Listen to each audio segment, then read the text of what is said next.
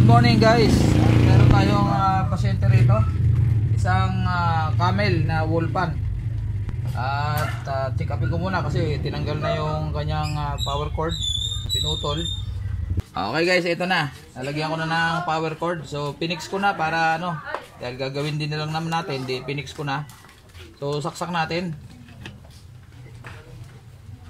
Natin kung may ugong. Ayo, wala.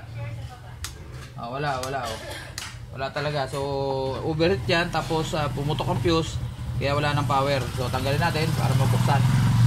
Okay, so tatanggalin ko itong screen tsaka itong housing cover para hindi na masyadong mahaba.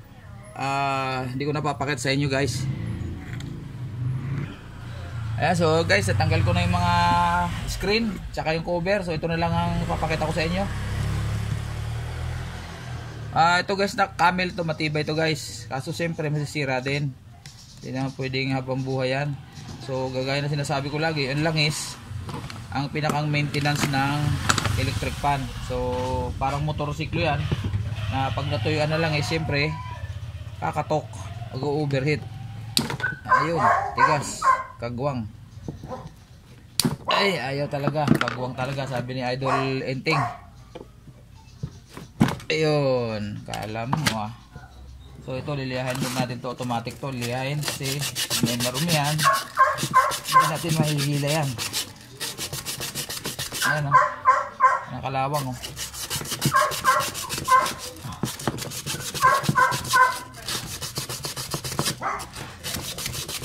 ano pa naman, pero maganit na guys. Ayan maganit na, dapat yan pre-wheeling. So ibig sabihin talaga natuyuan na langis yan. So okay na yan.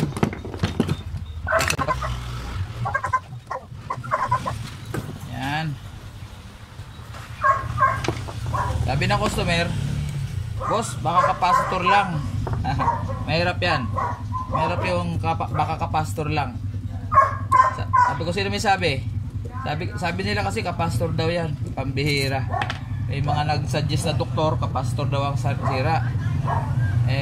Walang power. Maaaring masira kapasitor dahil sa overheat. Pero hindi pwedeng pag-diskitahan kagad natin yung kapasitor. Gaya niyan, walang power. Paano malalaman kung kapasitor talaga? Wala kang power So pag walang power, automatic pumutok ang fuse niyan. Oops, hindi ko ginamit yung aking power tools. Yun, ito muna tanggalin natin.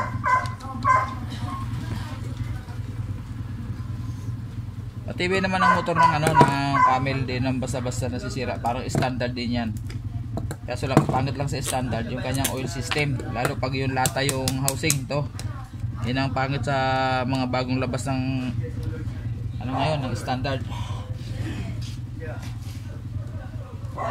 Pag pumunta tayo ng mga appliance center, siyempre nasa isip natin standard.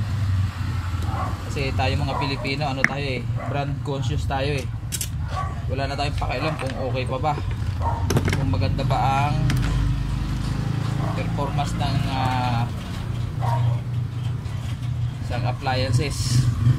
Basta nasa isip natin standard. Wow, siya na standard nagsasabi lang na totoo si Matsuki. Sa totoo lang, kahit sino tanungin mo, ang mga bagong labas ngayon na standard, walang kwenta. Baliktad. Ayan, so ayan kita nyo guys kita nyo, nagputik na yung shafting. Ayun grabe nagputik na. So talagang sa harap okay siya. Ayan guys, maganda rito ikot ayan kasi maganda yung tama ng shafting, wala pa. So pag makinis ang shafting dito, maayos din ang bushing. So sa likod tayo kukonsentrate kasi sana walang tama ang. Hindi ko pa na-check yung shafting kung may tama kasi marumi. Dito muna tayo.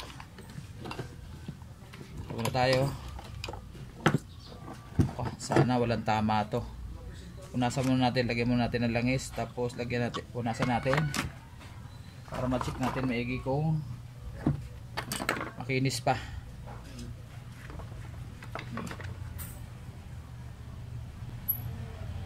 Palit din ng bushing, sigurado yan. Ayan, oh. So kita nyo guys ang diferensya pag sira ang bushing. O, dito ko ilalagay dito sa harap, dahil yung harap okay pa yung tama nito, wala pang gas-gas. Pag lagay ko to rito, walang gaywang yan. Ayan, oh, walang gaywang, oh. Ayan, oh. O, kahit ito talagang para dito. Yan, walang gaywang yan. So no choice tayo kundi magpalit ng bushing tsaka yung fuse dahil wala ng power.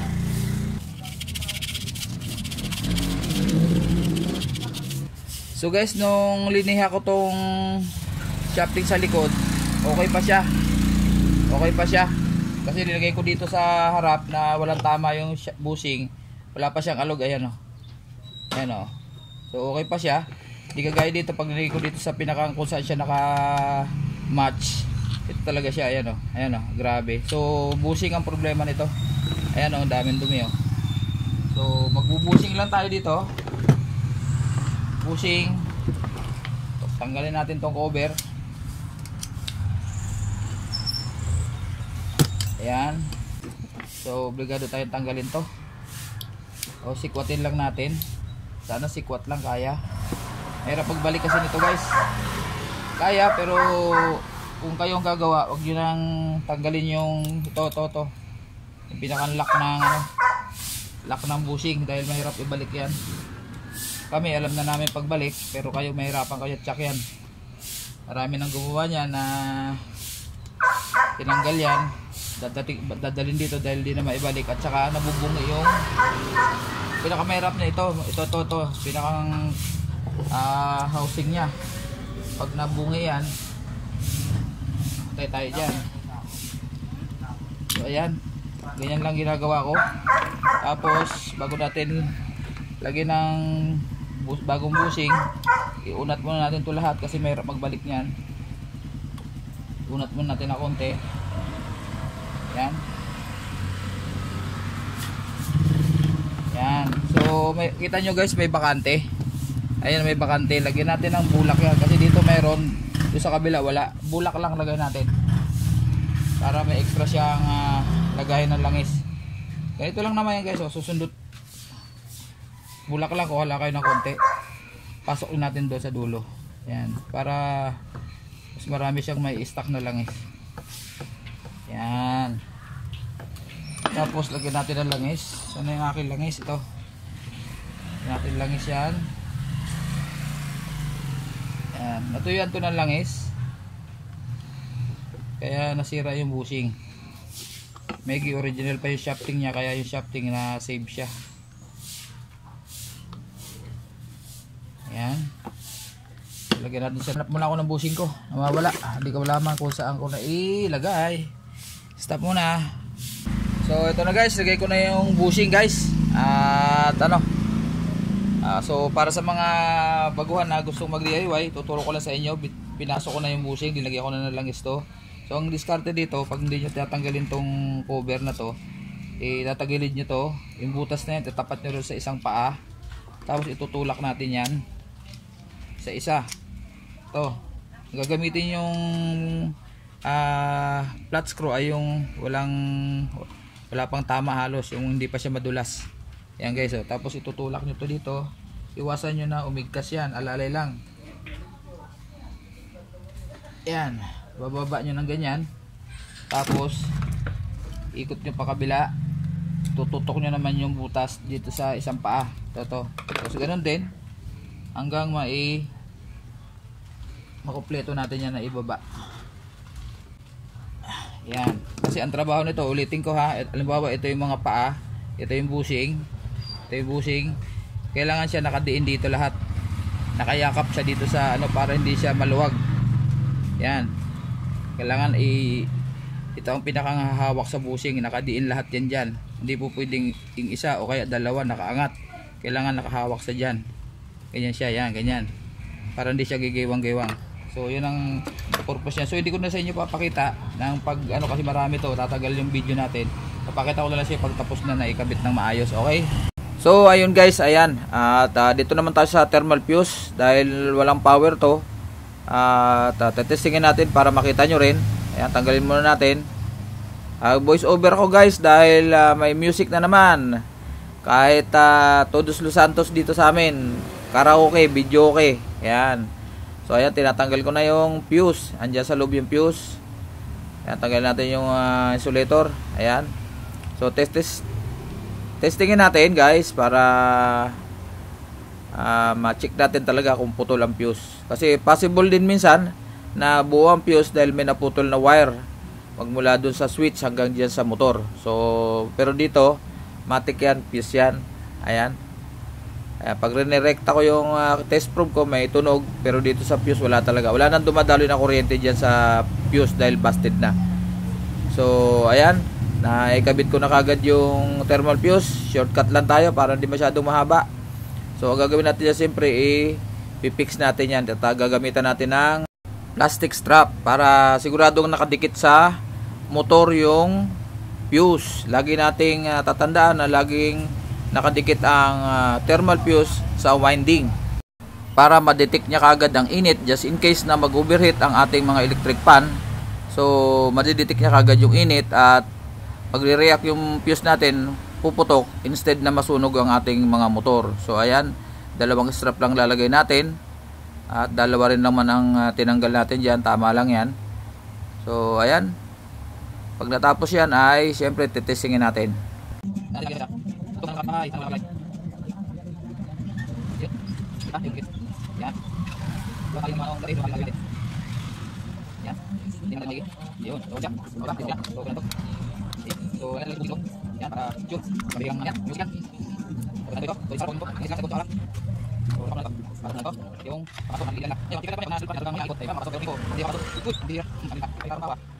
Yan, so alam natin na pasok lang yung sosok dito. Yan, tapos meron lang. Ayan, agad. Yun. Ito nga, ito lang natin dito sa tape. Yan, tapos gawin natin ito. Okay guys, testing tayo. Ayan na. So hindi ko na linagyan ng masking tape dahil hindi ko makita. Ayan oh. Number 2. Ayan, number 3. Siyempre gagana yan. So ayan guys, successful tayo sa ating, ayan, pinipigilan ko yung shafting, hindi siya tumitigil dahil itong capacitor na to, ang unang sabi ng customer sa akin, baka daw yan daw ang sira. So mali siya sa kanyang hinala dahil sabi ko, testingin muna natin, check upin ko yung motor, lahat, para malaman natin kung talagang kung anong problema. So hindi natin pwedeng paghinalaan kagad ang capacitor, lalo na wala siya ng power. So nakita naman natin, pinalitan natin ng thermal fuse at in-overall natin, nagpalit tayo ng bushing. Ayan, ginaganyan-ganyan ko yan. Bushing shafting, siyempre pag natuyuan ng langis, bakal sa bakal ang magkikiskisan. Pag umiikot, siyempre iinit lalo at matutuyuan ng langis hanggang maputol ang fuse. Hindi capacitor ang problema. Maring masira capacitor, pero dahil sa overheat yun. Pero ito naman sa case na to, maganda naman ang ikot, pinigilan ko o hindi naman siya napipigilan ng basta-basta. So ibig sabihin okay pa ang kanyang capacitor. So testing tayo guys. Sinalpa ko na lahat ng screen na hindi ko na pinakita para hindi masyadong mahaba ang ating video, although inabot pa rin ng mahaba-habang minuto. So ayan, so pinalitan ko na ng cord yan, sinabi ko sa inyo kanina kasi pinutol yung cord. So ayan, testing number 1. Testingin natin guys. Ayan, saksak natin syempre. Ayun, so wala na siya yung tali na hinihila sa ilalim. Ayan, pihit-pihit na lang. Number 2. Ayan. Ayan, malakas siya guys. Hanggang number 3. Ayan, testingin natin yung kanyang swing, kung nagsiswing siya. Ayun, gumagana, walang problema yung kanyang gearbox. Ayan, so lalagyan natin guys ng tali yan para hindi na siya dipihit, kasi madulas dahil maliit yung knob nya, manipis. So kailangan natin lagyan ng tali yan para dihaltak na lang. Ayan, haltak-haltak daw sabi ni Matsuki. So ayan, pinatay ko na. So guys, sa lahat ng mga napadaan sa akin channel, sa mga bago, paki-like, share, and subscribe. At mas maganda kung nakalimbang nyo yung bell para updated po kayo sa mga bago, sa mga susunod ko pang mga bagong video na i-upload sa akin channel. Ayun, maraming salamat guys. God bless po sa ating lahat. Matsuki TV. Bye-bye!